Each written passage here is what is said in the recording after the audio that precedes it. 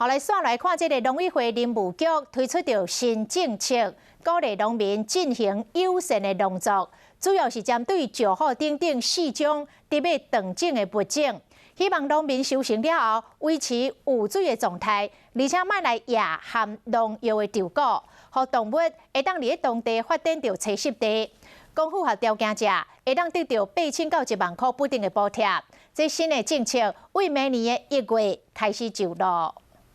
3、2、1，请启动。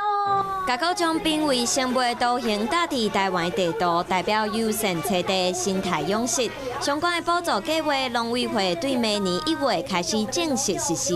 预计大概如果重要栖地跟石虎的保护这些地区，大概会有2000公顷，那预算应该在2亿元的上下左右。农委会表示，全台湾有160成的保育类野生动物生活伫浅山平原的私有农地，这嘛是上有可能受到开发压力、工业化农业影响的区域。真侪动物，比如石虎、高明鹰、菱角鸟，拢有可能受到影响。强调国外早就有相关的政策。另外，针对明年1月美国猪肉要开放进口，台湾猪标种的问题，但集中搁一摆来说明。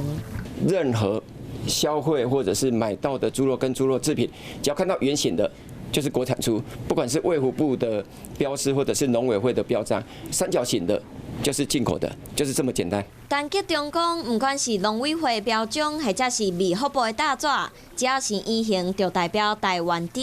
嘛强调每一个所在，只要用到猪肉，就会有相关的标识，嘛好让民众唔免伤紧张。